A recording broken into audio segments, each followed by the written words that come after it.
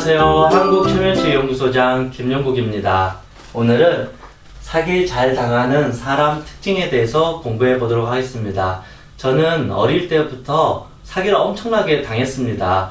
오직 했으면 친구들이 저한테 호구라고 했습니다. 항상 가족들도 너는 왜 이렇게 귀가 팔랑개비인 것 같아. 너는 네가 헛똑똑인 것 같아. 똑똑한 척은 다 하지만 결국 항상 사기를 당하고 친구들한테 믿어가지고 돈 다 뜯기고 뒤통수 맞고 이상한 사이비 종교에 빠지고 다단계만 해도 지금 벌써 저도 한 3번은 빠졌네요. 그리고 뭐 이상한 사람한테 속아 넘어가서 어린 시절에 아마 보이스 피싱 있었으면 저는 엄청나게 걸렸을 겁니다. 그 정도로 저는 사기를 많이 당했습니다. 돌이켜보니까 내가 너무 순진했구나. 세상을 잘 몰랐구나. 그래서 조금은 이제 세상 물정을 알고 이 세상을 이렇게 경험하다 보니까 이래서 사기를 당하구나. 나에게 이런 단점이 있었고 이게 문제였구나. 하나씩 이제 배워갔던 것 같습니다. 그런 어떤 제가 배웠던 것들을 오늘은 여러분들과 같이 이야기해보고자 합니다. 사기 잘 당하는 사람 특징 첫 번째, 인생 한 번 사는 건데 사람을 좋아해야 되는 거 아니에요? 사람을 당연히 믿어야 되는 거 아니에요? 그러면 사람 만날 때마다 매일 경계하고 의심하고 저 사람은 도둑놈일 거야, 저 사람이 사기꾼일 거야, 그렇게 살아야 되나요? 그렇게 물어보잖아요.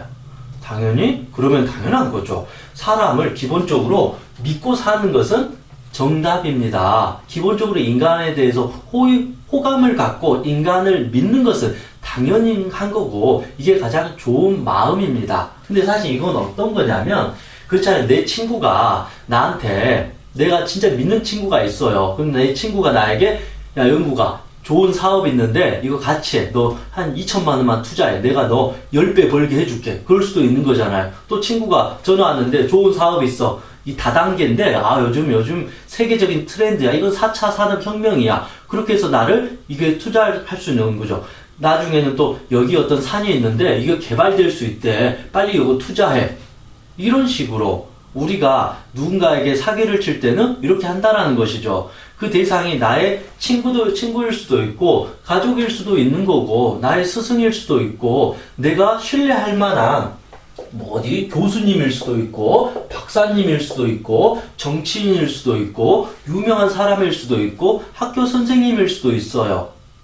그럴 경우에 이 사람을 우리는 더 믿고 싶어지잖아요. 내가 그동안 믿었던 사람이니까 저 사람이 하자는 사업이든 돈을 빌려달라고 하는 거든 뭐 도박이든 뭐든 되도록 우리는 믿고 싶어하는 마음은 있어요. 그래서 되도록 저 사람의 말은 내가 믿는다 해서 대부분 믿어줘요. 그런데 사기는 여기서 이제 일어난다라는 거죠. 제가 말한 거는 이 사람을 믿지 말고 경계하고 도둑놈처럼 쳐다보라는 게 아니라 저 사람을 믿는 건 당연하고 그게 좋은 마음인데 저 사람이 하는 사업, 비즈니스, 저 사람이 하는 투자 이 모든 것까지 우리가 믿을 수는 없다라는 것이죠. 왜냐하면 저 사람이 완벽한 신이 아니잖아요. 저 사람이 지금 뭐 어디 좋은 투자가 있다 그러는데 이 사람은 믿지만 이 사람이 하는 투자를 100% 믿을 수 있는 건 아닌데 우리는 어느 순간 이 사람을 믿으니까 이 사람이 하는 말을 더 믿게 돼요.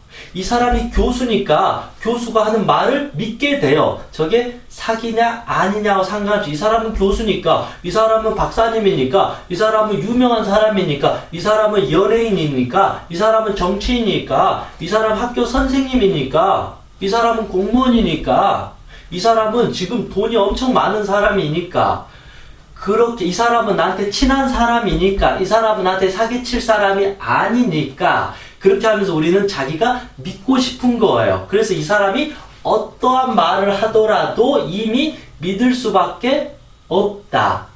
그 사람을 믿는 건 맞는데 그 사람이 갖고 있는 이 어떤 사업이든 뭐든 이거는 우리가 믿을 수 있는 게 아니잖아요. 어차피 이 사람이 하는 사업이든 뭐든 이거는 불분명한 거예요.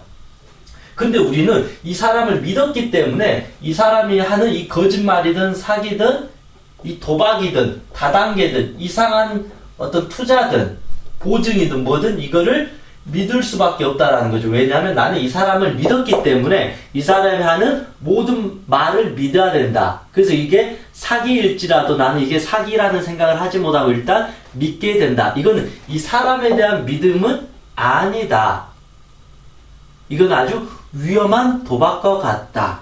물론 만약에 내가 이 사람을 진짜 믿을 수 있잖아요. 저 사람이 뭐라도 한 걸 내가 믿을 만한 친한 사이잖아요. 그러면 내가 이 사람한테 돈을 빌려주거나 돈을 투자할 때 있어서 만약에 이 돈을 내가 회수하지 못하거나 잃게 되더라도 전혀 이 사람을 미워하거나 원망하면 안 된다. 그런데 만약에 그 돈이 사라지는 걸 내가 싫거나 아까워한다라면 이 사람을 믿되 이 비즈니스가 어떤 것이 하나하나 꼼꼼히 따져가지고 객관적으로 확인하고 또 다른 전문가에게 물어봐가지고 이런 사업을 해도 되겠습니까? 내가 이거 하려고 하는데 보증서도 되겠습니까? 투자해도 되겠습니까? 여러 전문가한테 물어봐가지고 그 전문가들이 이 사업은 괜찮겠습니다라고 확인을 받았을 때 그때 다시 이렇게 해도 늦지 않는다. 이 사람을 믿는 것과 이 사람이 갖고 있는 이 세계를 믿는 건 다른 거다. 그냥 나하고 인간적으로 이 사람이 친하고 믿을 수 있겠지만 이 비즈니스나 이 사업에 있어서는 또 다른 문제다. 왜냐하면 사업은 한순간에 망할 수도 있고 모든 걸 잃어버릴 수도 있다라는 것이죠. 즉 불분명한 것을 가지고 믿음을 갖는 건 아니다. 불분명한 걸 믿는 것은 믿음이 아니라 맹신이다. 바보다. 그냥 무조건 당할 수밖에 없다. 그래서 이 사람이 하라는 대로 끌려갈 수밖에 없다. 심리적인 어떤 노예가 되기 때문에 결국은 사기를 크게 당하게 됩니다. 그래서 그 사람 자체를 믿을 수는 있겠지만 그 사람이 하는 말이나 행동이나 이 모든 것까지는 우리가 믿을 수는 없다. 그거는 점검해야 된다. 그렇지 않으면 100% 사기를 당하게 됩니다. 두 번째, 제가 항상 이 귀차니즘 때문에 사기를 또 많이 당하는 것 같아요. 이 귀차니즘 어찌 보면 이제 소소한 사기인 것 같아요. 우리가 어떤 어디 사이트를 가입하거나 뭔가를 할 때, 뭐 휴대폰 뭐 할 때, 뭐 아니면 보험을 들 때 항상 그 약정서 같은 게 있잖아요. 약정서처럼 이걸 하나하나 다 읽어봐야 돼요. 사실은 디테일하게. 근데 저 같은 성격은 좀 귀찮아요. 그냥 알아서 전체 동의 무조건 전체 동의하고 딱 해버리는 거예요. 그러니까 나는 보험을 들었고 뭐 약관을 읽어보지도 않고 다 그냥 결제만 한다라는 거죠. 그래서 나중에 보면 막 돈이 더 많이 청구가 되거나 나는 이 정도 금액이 아닌데 더 커지거나 그러면 나중에 사기 당했다라고 난 생각하잖아요. 근데 문제는 이 귀차니즘에 나의 문제가 있는 걸. 이것과 달리 제 친구는 어디 옷 하나를 사더라도 다 비교하고 확인해요. 이 옷가게 가서 이 옷을 보면 이 옷하고 똑같은 것을 인터넷에서 온라인으로 검색을 해요. 그러면 이 온라인에서 보니까 옷이 한 2만원 더 싼 거예요. 그러면 지금 여기서 사면 이 사람은 2만원 손해보는 거잖아요. 그래서 이 친구는 다 확인하고 오히려 옷을 입어보고 온라인으로 사니까 2만원을 세이브할 수 있는데 저 같은 사람은 그런 거 하나하나 따져보고 체크하는 게 귀찮아요. 그래서 그냥 2만원 손해보더라도 그냥 그렇게 산다라는 것이죠. 근데 뭐 옷은 그렇게 할지라도 그런 식으로 모든 걸 꼼꼼하게 체크해야 되는데 이게 그 친구는 그게 의심한다라는 것이 아니라 내가 이 물건을 사거나 비즈니스를 하거나 사업을 하거나 어느 곳에 가입을 하거나 누군가에게 돈을 줘야 될 때는 세부적으로 꼼꼼하게 확인해야 되는데 그냥 사람 믿어야죠. 귀찮게 뭐 일일이 확인해요. 당신이 알아서 해주세요. 그렇게 해버리니까 당신들 알아서 해주세요 하니까 어떻게 돼요? 그래? 내가 네 알아서 해줄게. 그러면서 눈탱이 밤탱이를 치게 된다라는 거죠. 만약에 이렇다라는 거죠. 내가 온라인에서 보니까 이 가격이 이 정도 가격인데 여기 더 비싸게 한 것 같은데 하면 죄송합니다. 이 직원의 실수로 가격이 잘못 책정된 것 같습니다. 이렇게 말할 수 있는데 그런 걸 하나 확인하지 않고 하면 오히려 2만원을 더 추가해서 팔 수도 있다라는 것이죠. 이거는 그 사람을 못 믿는다 그런 차원이 아니라 그냥 합리적인 선에서 체크하고 확인하면 사기당할 일은 없다. 근데 대체적으로 두리뭉실하게 귀차니즘 있어가지고 그냥 알아서 해주세요. 당신이 알아서 잘 되겠죠. 설마 그럴 일이 있겠어요? 설마 사기 당하겠어요? 그럴 일은 없을 거라고 생각합니다. 이거는 긍정적인 게 아니다. 이거는 사람을 믿는 게 아니다. 그냥 귀찮아서 확인하고 싶지 않는 게으름일 뿐이다. 그렇게 됐으면 어떤 상황이 오더라도 손해보더라도 감수해야 된다. 물론 그렇게 감수하면 더 이상인데 사기 당했다느니 그런 말을 하면 안 된다. 사기 당했다는 소리를 하기 싫다라면 이제 내가 약관도 다 읽어보고 내용도 다 꼼꼼히 살펴보고 확인해봐서 충분히 내가 이거는 이게 좀 부족한 것 같은데요. 이거는 좀 너무 비싼 것 같은데요. 이거는 지금 뭔가 잘못된 것 같은데 한번 확인해 보세요. 이거 나중에 이렇게 하면 위험해집니다. 이건 사기입니다. 이렇게 하게 되면 저 사람들이 나를 쉽게 보지 못한다. 호구 취급을 하지 않는다. 근데 아무것도 확인해 보지 않으면 나는 계속 호갱이 될 수밖에 없다. 그러면 계속 사기치기 좋은 뭐가 된다? 먹잇감이 된다.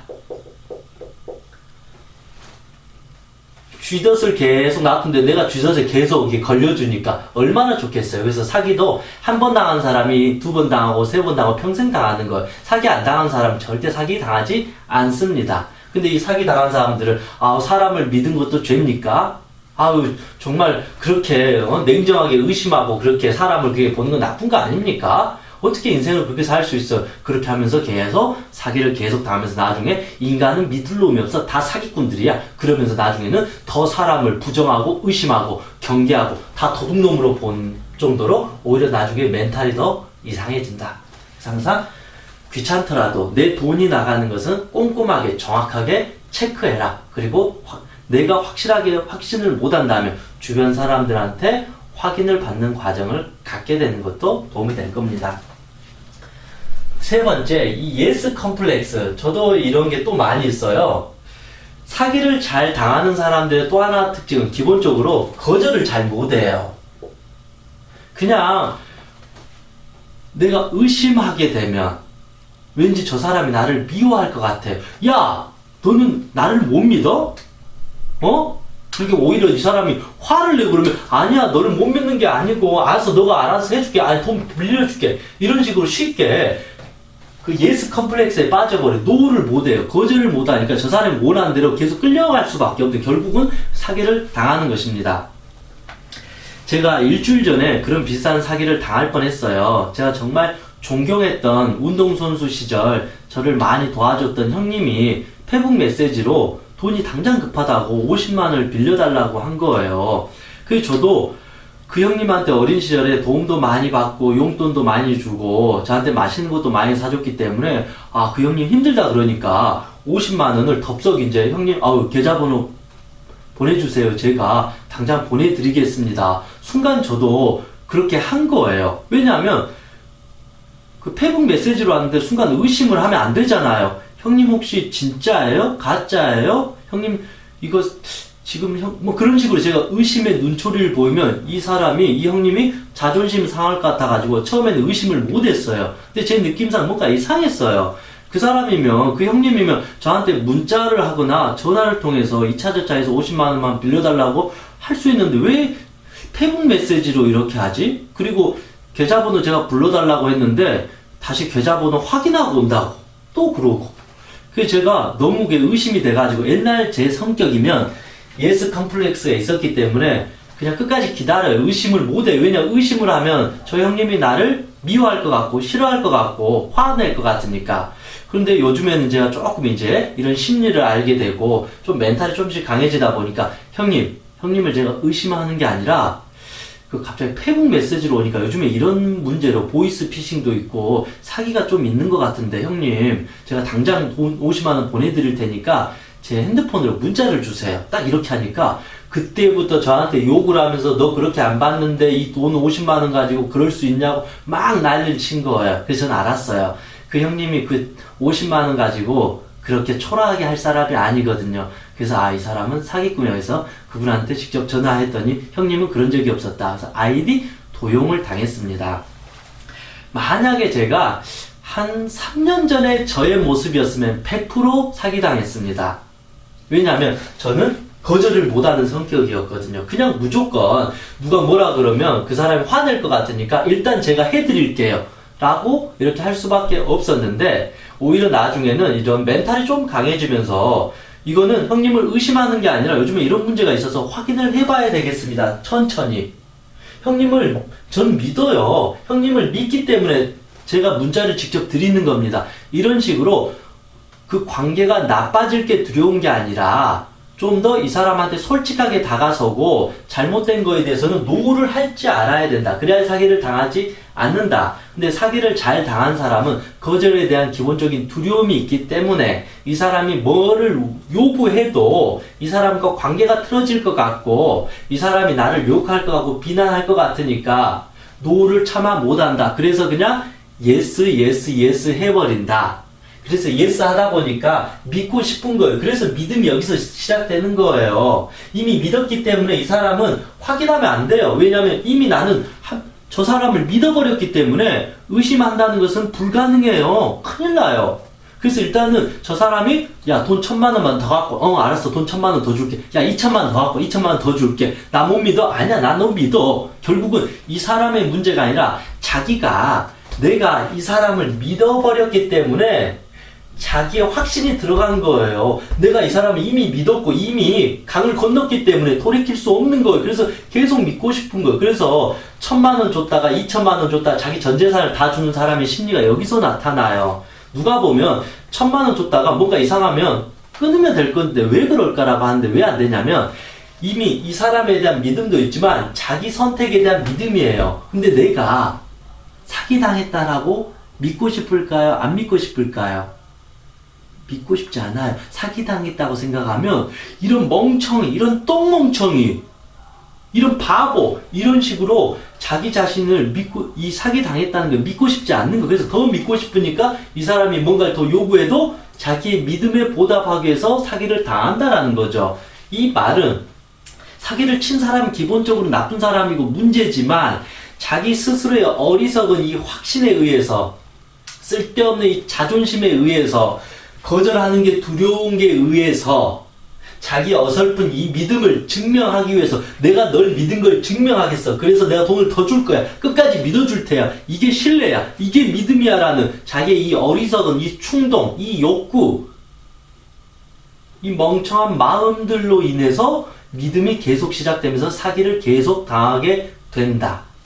결국은 자기의 이 어리석음을 충족시키기 위해서 사기를 나중에는 계속 2번, 3번 당하게 된다는 것입니다. 물론 처음에는 이게 순수하고 좋은 마음이었겠지만 결국은 자기의 어리석음을 계속 증명할 뿐이다. 4번째, 이건 뭐 다 알죠?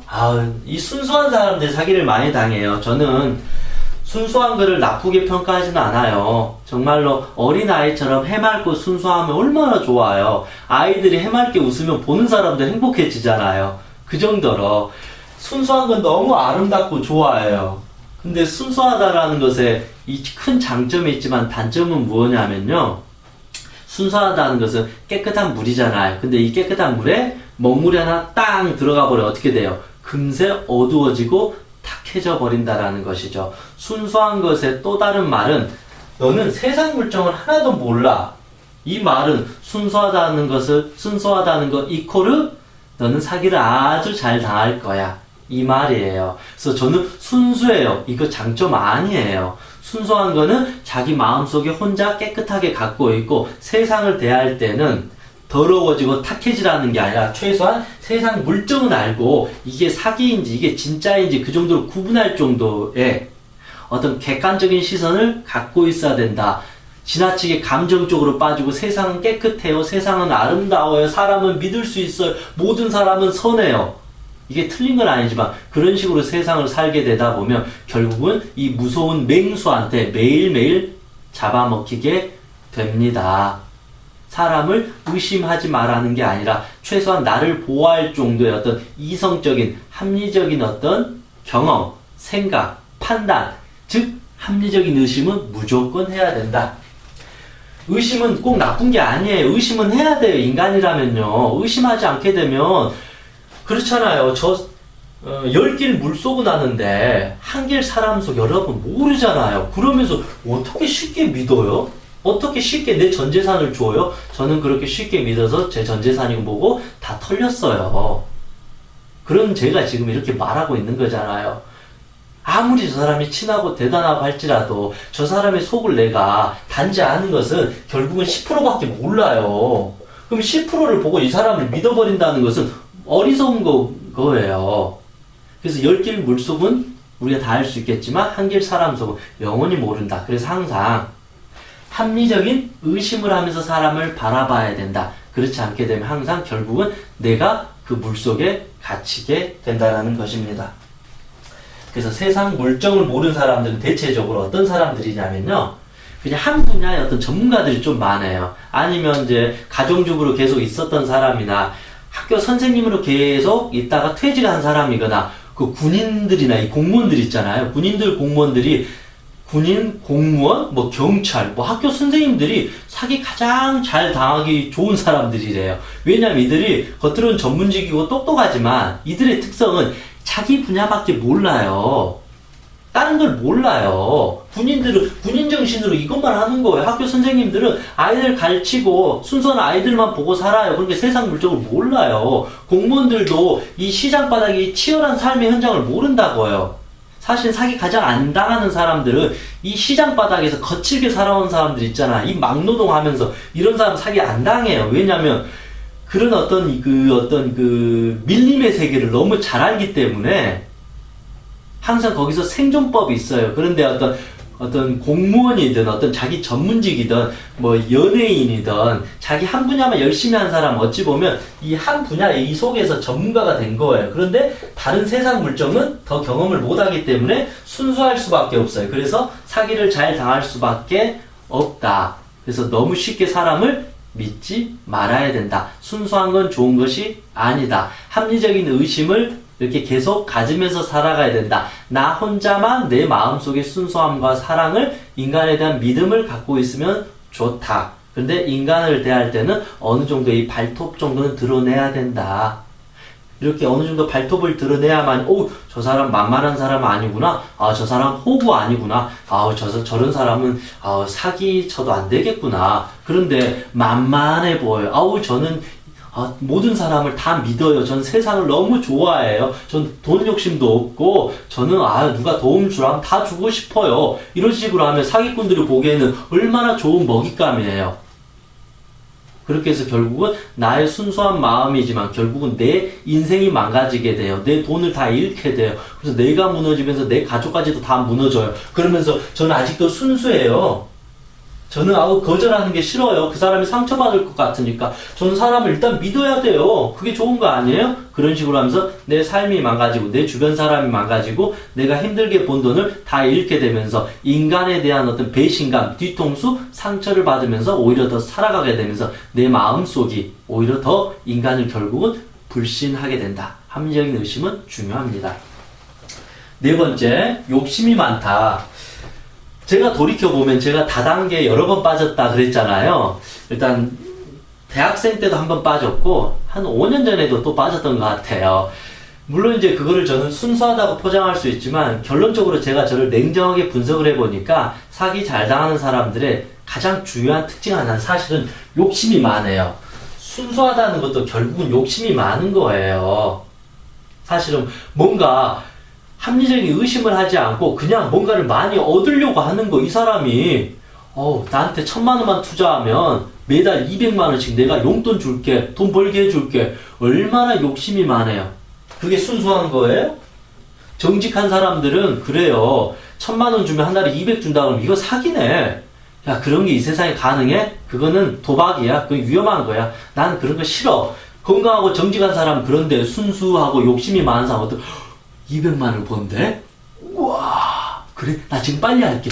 야, 그러면 나 2,000만 원 투자할게. 그러면 400 주는 거야? 결국은 그렇게 하면서 결국은 사기를 당하게 된다. 결국은 이 욕심이 있는 사람은 무조건 사기를 당하게 돼요. 왜냐면 제가 다단계 2번 빠진 거를 돌이켜보면 결국은 옥장판 그거 400만 원치 사면 그래서 3명만 소개시켜주면 3달 후에는 한 달에 1,000만 원씩 번대요. 그러니까 이 돈에 대한 욕심이 이게 괴물이 이제 깨어난 거예요. 그래가지고 완전 미쳐가지고 어머니한테 전화해서 어머니 나 지금 400만 원 옥장판 사야 되니까 돈 달라고 막 집에 협박하고 난리 쳤어요. 20살 때. 결국은 돌이켜보니까 이건 순수하거나 인간을 믿는 게 아니라 이 돈에 대한 욕망이 많은 사람일수록 결국은 사기를 당한다. 사실은 이 부분은 사기 당한 사람들의 순수한 어떤 좋은 마음을 말했지만 이 측면에서는 사기를 잘 당한 사람들은 생각보다 욕심이 아주 많아요. 자기가 노력을 해서 건강하게 돈 벌 생각을 하는 게 아니라 결국은 사기당한 건 다 그런 거잖아요. 이 주식 이제 상장해서 대박 나서 네 1,000만 원 투자하면 2달 만에 막 5천만 원 될 거야. 그러니까 얼마나 이 도박 심리가 있는 거잖아요. 그래서 야 나한테 1,000만 원만 투자해. 내가 이거 더블로 해줄게. 그래 다 이런 거예요. 결국은 더 과하게 상식적이지 않는 돈을 벌게 해주는 게 다 사기라는 거죠. 근데 이거를 물은 사람들의 심리는 얼마나 욕심이 많아요.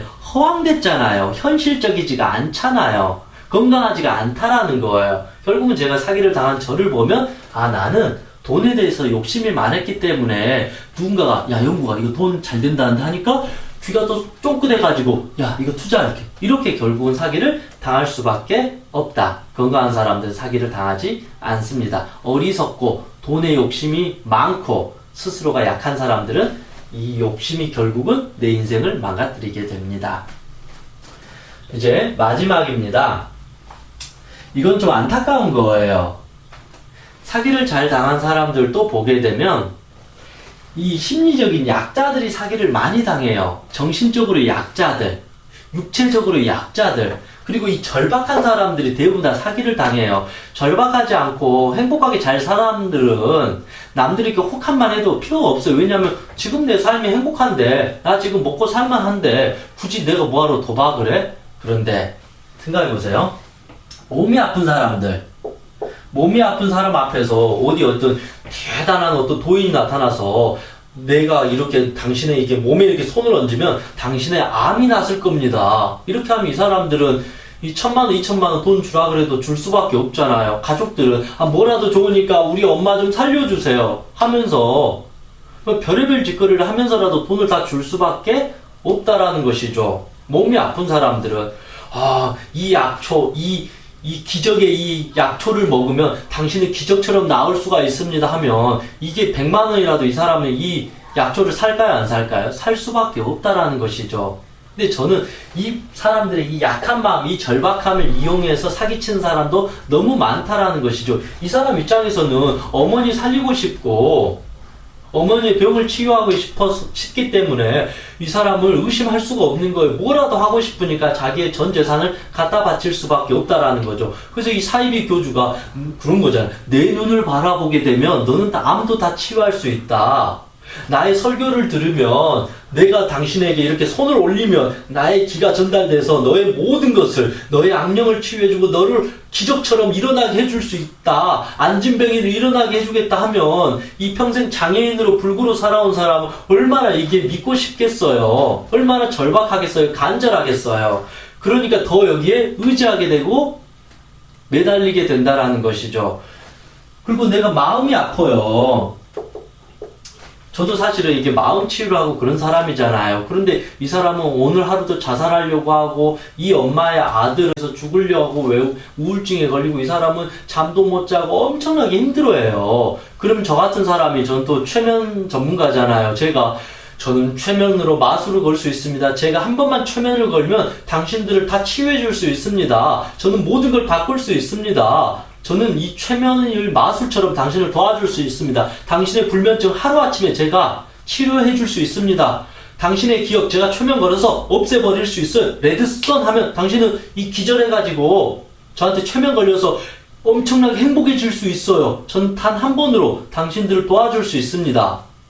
저한테 오세요 하면 얼마나 사람들은 그 절박하고 약한 사람들은 저한테 매달리겠어요. 사실은 이 마음이 약한 사람들에게도 어떤 사이비적인 사이비 종교도 다 그런 거예요.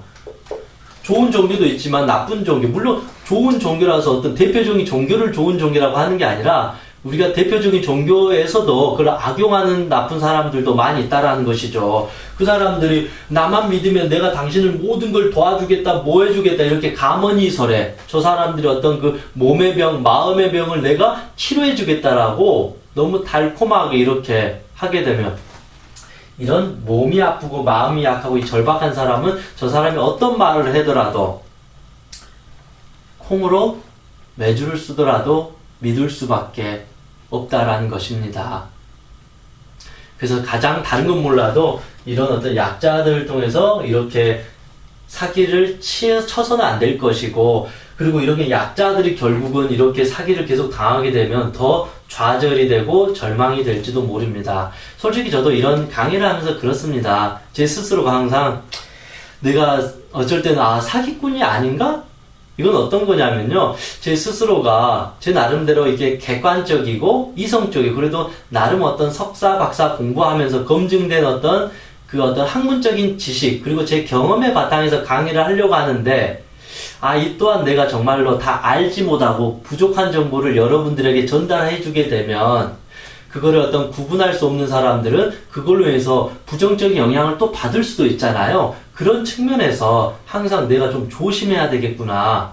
조금 안다고 해서 너무 쉽게 단정을 쉽게 지어서는 안 되겠구나. 그러면서 항상 내가 그런 부분에서 사기꾼이 되지 않아야 되겠구나. 근데 항상 나도 이 사기꾼의 여지가 있는 사람이기 때문에 제 자신을 조금 더 성찰하고 더 바라봐야 되는 사람인 것 같아요. 그렇지 않고 나는 대단한 사람이에요. 나는 깨달은 사람이에요. 내가 명상을 했는데 저는 막 유체이탈도 하고 신도 만나고 신과 대화하고 제가 사람들을 이렇게 한 번에 이렇게 말만 해주면 이 사람들이 막 행복해지고 건강해지고 이런 식으로 휘황찬란하게 사람들에게 말을 하게 되면 정말로 그거를 너무 쉽게 믿어서 오히려 더 상처받는 사람들이 있을 수도 있다라는 것입니다.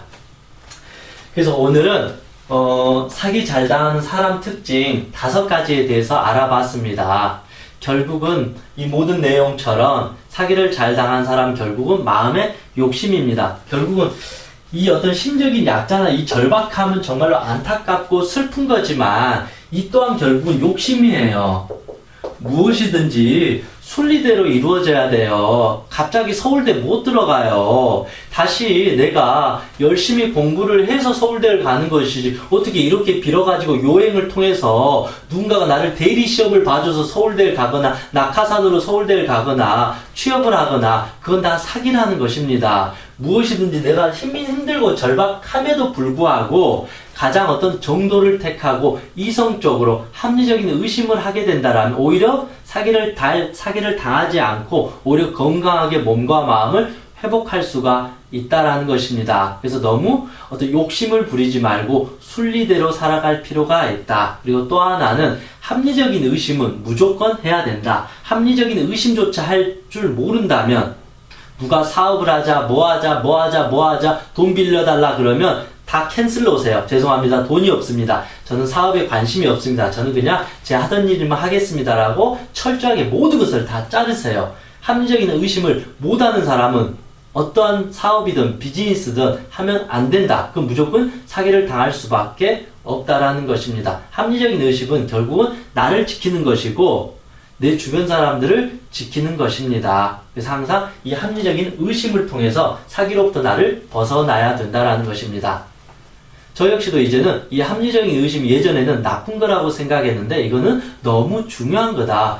겸손하게 말하는 거. 제가 당신을 아예 의심하고 도둑으로 보는 게 아니라 이 부분은 제가 좀 석연치 않고 이건 좀 이해가 안 되는데 이 부분 좀 설명 좀 해주면 좋을 것 같습니다. 왜냐하면 이게 나중에 문제가 터질 수 있기 때문에 미리서 좀 기분 나쁘더라도 제가 이렇게 말씀을 드린 거니까 양해해 주십시오. 그럼 이 사람도 자기가 떳떳하면 말해주는 것이고 떳떳하지 않으면 이제 궁시렁 대면서 엉뚱한 소리 하잖아요. 그럴 때 저 사람이 진짜로 나에게 나쁜 의도를 갖고 있구나 파악을 하니까 죄송한데 제가 갑자기 일이 있어가지고 오늘 이거는 좀 어려울 것 같습니다. 그렇게 피할 수도 있다라는 것입니다. 항상 이건 합리적인 의심을 갖는 게 제일 중요하다. 그리고 두 번째, 마음에 욕심이 많으면 100% 사기당할 수밖에 없습니다. 내가 사기를 당하거나 아니면 마음에 욕심이 많으면 결국은 그 욕구를 달성하기 위해서 약자들을 통해서 사기를 칠 수밖에 없습니다. 그러면 결국은 내 삶은 망가질 수밖에 없다. 그런 생각을 해봅니다. 결론은 그런 겁니다. 결국은 사기를 치는 게 가장 나쁜 겁니다. 그런데 사기를 한 번 당하는 것은 결국 인생의 값진 교훈이라고 생각할 수가 있습니다. 그런데 똑같은 사기를 2번 당하는 것은 당신은 아주 큰 실수를 한 겁니다. 근데 똑같은 사기를 3번 당했다는 것은 당신의 인생은 실패하게 될 것입니다. 그래서 되도록 이제는 합리적인 의심과 욕심을 내려놓고 더 이상 사기를 당하지 않는 것이 가장 현명하고 지혜롭다. 그리고 누가 돈을 만약에 빌려주라 그러면 내가 빌려주는 것보다는 차라리 내가 가용한 선에서 그냥 돈을 주는 게 좋다. 근데 만약에 그 돈을 빌려줘야 된다라면 계약서를 틀림없이 써야 된다. 너 나 못 믿어? 그게 중요한 게 아닙니다. 아니면 이 사람 그냥 돈을 줘버리거나 아니면 이 사람이 원하는 금액을 내가 줘야 된다면 틀림없이 계약서를 써야 돼. 왜 그러냐면 나중에 그러잖아. 사기당하면 너 계약서 안 썼어? 주변에서 물어보잖아요. 결국은 계약서를 안 써서 사기를 당하게 되니까 정말로 내가 저 사람한테 돈을 빌려주거나 뭘 하게 된다라면 전문가든 어떤 변호사든 누구한테 공증을 받아서 계약서를 꼭 써야 됩니다. 이거는 아주 중요합니다. 설령 때로는 부모 자식 간에도 필요할지 모릅니다. 서로 간에 약속이 확실해야만이 그 약속에 대한 책임을 질 수 있다. 그냥 너 난 못 믿어? 이거는 지금이 믿을지 몰라도 시간이 지나면 인간의 마음은 달라진다. 결국은 돈이 사람을 먹게 되기 때문에 어설픈 믿음으로 상대해서는 안 된다. 항상 합리적인 경계와 의심은 필요하다. 그런 생각을 해봅니다. 이상 행복재문사 청명이었습니다. 수고하셨습니다.